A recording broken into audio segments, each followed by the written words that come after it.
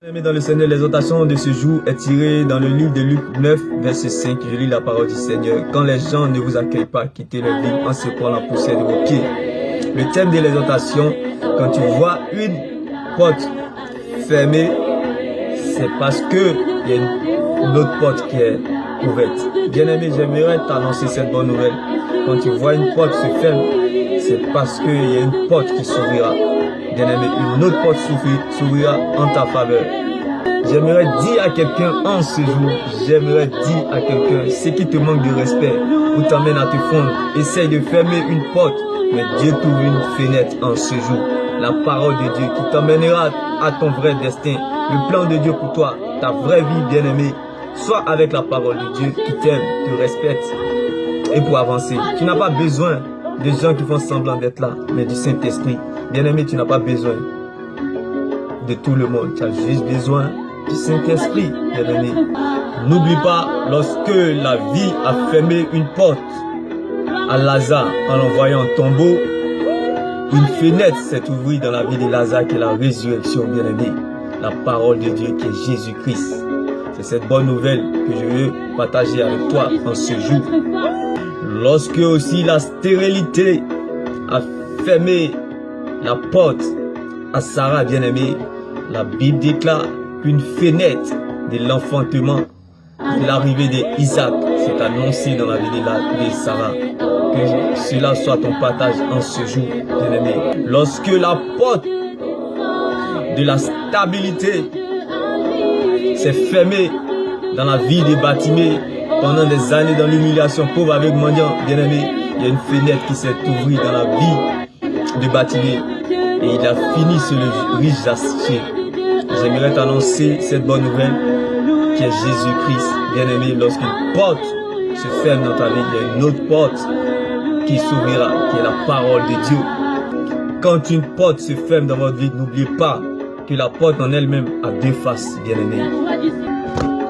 Une intérieure, une extérieure. La face qui donne de l'extérieur est plus grande que celle de l'intérieur. Donc réjouissez-vous et préparez-vous car bientôt vous allez casser la démarche en Jésus-Christ, bien-aimé. Avec Dieu, on ne tape jamais poteau.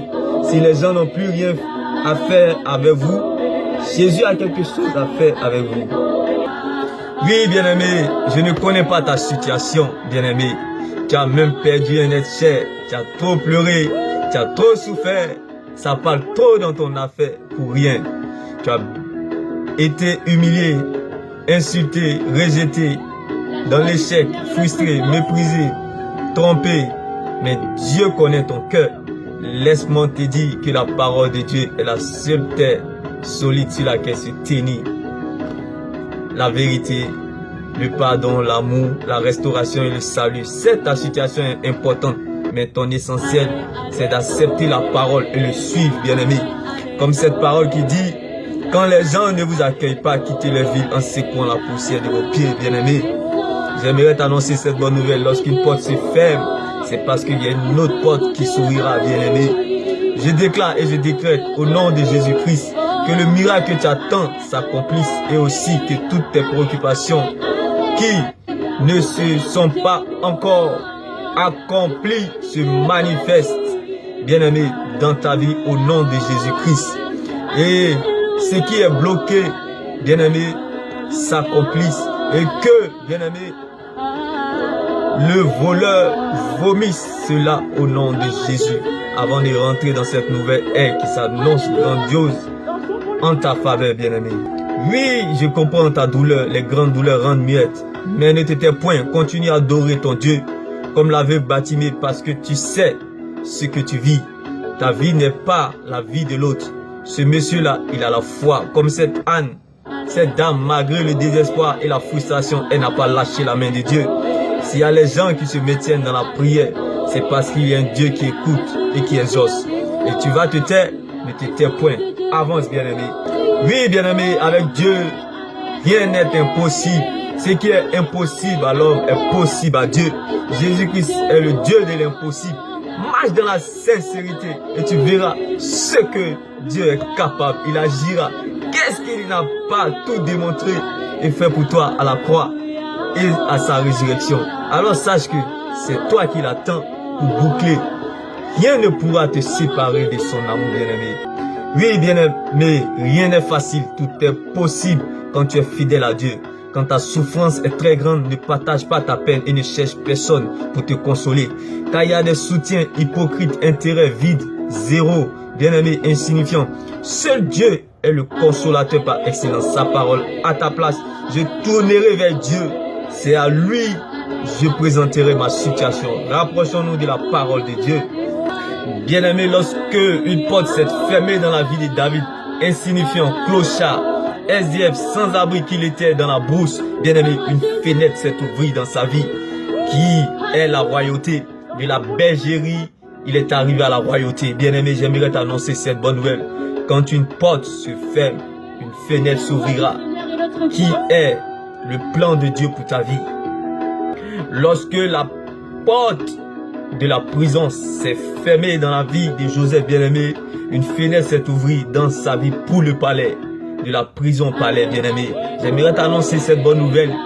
Lorsqu'une porte se ferme, c'est parce qu'il y a une autre porte qui s'ouvrira, comme celle de la vie de Joseph. Quand Dieu prend le risque de te révéler où il t'emmène, prends le risque de croire qu'il va le faire. Laisse-moi te dire, tout ce qui t'arrive t'emmène vers un lieu inconnu. Quand Dieu t'emmène quelque part, c'est pour t'introduire quelque part qui est plus mieux que là où tu as quitté hier, bien-aimé.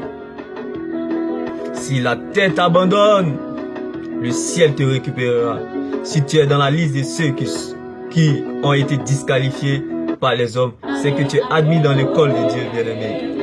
Quand les hommes te rejettent, c'est là que Dieu te prend, bien-aimé. Quand une porte se ferme, c'est parce qu'il y a une autre porte qui s'ouvrira.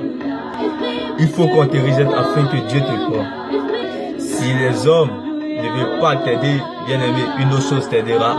Si les gens ne veulent pas intervenir, bien-aimé, Dieu interviendra. Bien-aimé, si les gens n'ont plus rien à faire avec toi, c'est que Dieu a quelque chose à faire avec toi, bien-aimé. Toute chose concourt au bien de ceux qui aiment Dieu. Dieu fait chaque chose bon en son temps. Dieu fait toutes choses bon en son temps, bien-aimé. Si les hommes ne t'oublient pas, comment Dieu se souviendra de toi comme il s'est souvenu de Joseph en prison? Ne continue pas à chercher si les hommes sont avec toi, mais plutôt continue à chercher si Dieu est avec toi. Que Dieu soit ta priorité. Donne-lui la première place dans ton cœur, bien-aimé. Disparaît afin que Dieu apparaisse. Bien-aimé, fais-toi oublier afin que Dieu se souvienne de toi. Car quand les hommes t'incitent, Dieu t'applaudira, bien-aimé. Et n'oublie pas, quand les hommes te ferment, Dieu t'ouvre. Oui, tu as une porte, bien-aimé, de l'éternité. Tu as une porte du salut, tu as une porte de la grâce, tu as une porte de la joie, tu as une porte de la paix, bien-aimé. Lorsque les hommes te ferment, Dieu t'ouvre. Car tu as une porte pour toute une vie. Tu as une porte de la solution à tous les problèmes. Tu as une porte de la réponse à toutes les questions. Donc quand tu vois une porte se fermer dans ta vie, c'est parce qu'il y a une autre porte qui est là, bien-aimé. Oui, bien-aimé, car celui qui sait qui il est, il ne se plaint pas lorsqu'une porte se ferme. Car il sait que lorsque tu vois une porte qui se ferme, c'est parce qu'il y a une autre grande porte qui s'ouvrira. Tes mains bénies. Shalom.